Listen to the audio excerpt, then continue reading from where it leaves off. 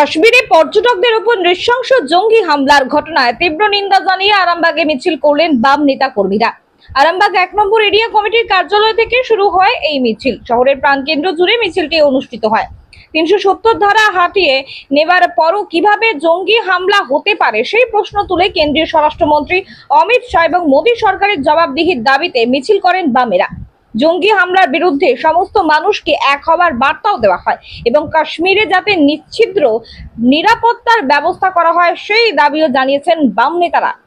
কাশ্মীর যাকে আমরা ভূস্বর্গ বলি, আমরা দেখেছি ৩৭০ ধারা বিলোপের পর মানে আমাদের কেন্দ্রের যে সরকার তারা বলছেন যেখানে মানুষ নিশ্চিদ্র নিরাপত্তার মধ্যে থাকবেন। আমরা দেখেছি গত ২২ তারিখে যে নৃশংস আক্রমণের মধ্য দিয়ে ৩০ জন মানুষকে হত্যা করা হলো। সন্ত্রাসবাদীরা ওখানে ঢুকে নির্বিচারে গুলি চালিয়ে হত্যা করলেন। সেখানে তাদের আটকানোর, তাদের প্রতিরোধ করার কোনো রকম প্রতিরক্ষা বাহিনীর চিহ্ন নেই। উপরন্তু আমাদের কেন্দ্রের যে প্রতিরক্ষা মন্ত্রী এবং প্রধানমন্ত্রী দ্রুততার সঙ্গে যে ব্যবস্থা গ্রহণ সেটাও করতে পারেননি, বরং সাম্প্রদায়িক বিভাজনকে উস্কে দিয়ে মানুষে মানুষে বিভেদ তৈরি হচ্ছে।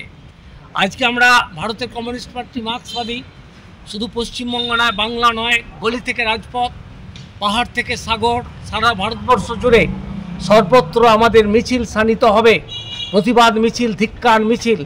আমরা তীব্র নিন্দা জানাচ্ছি এই গণহত্যার, এই জঘন্য নির্মম হত্যার বিরুদ্ধে। আমাদের ভারতের কমিউনিস্ট পার্টি মার্ক্সবাদী সর্বত্র আমরা আজকে এই প্রতিবাদ মিছিল শানিত করছি। এটা আমাদের লজ্জা, এটাদের স্বাধীন ভারতবর্ষের লজ্জা এবং গণতন্ত্রের লজ্জা। তাই আমরা এই প্রতিবাদ মিছিল আজকে আমরা আমাদের এরিয়া কমিটির অফিস থেকে আমরা শুরু করব। কেন্দ্রের কাছে কি দাবি করছে? কাশ্মীরকে নিশ্চিদ্র নিরাপত্তা দিক। তারা তো ৩৭০ ধারা বুকের ছাতি ফুলিয়ে বলেছিলেন ৩৭০ ধারা বিলোপ করলে এখানে একটা শান্তি ফিরে আসবে, স্বাধীনভাবে মানুষ বসবাস করবে। কিন্তু কাশ্মীরের মানুষ কালকে প্রতিবাদ শানিত করেছে কেন্দ্র সরকারের বিরুদ্ধে যে এখানে নিরাপত্তাহীনতায় মানুষ ভুগছে। যারা বেড়াতে গিয়েছিলেন তারা বাড়িতে লুকিয়ে সেখানকার সাধারণ মানুষ আশ্রয় দিয়েছেন, সেখানে বাড়িতে তারা আশ্রয় নিয়েছে। তাই আমরা কেন্দ্র সরকারের কাছে বলছি, সাম্প্রদায়িক বিভাজন নয়, সাম্প্রদায়িক ইস্যুতে সারা ভারতবর্ষ জুড়ে আপনারা যে কথা বলছেন সে ধরনের কথা না ছড়িয়ে আমরা শান্তির বার্তা ছড়িয়ে দিন। সম্প্রীতির ভারতবর্ষ চাই।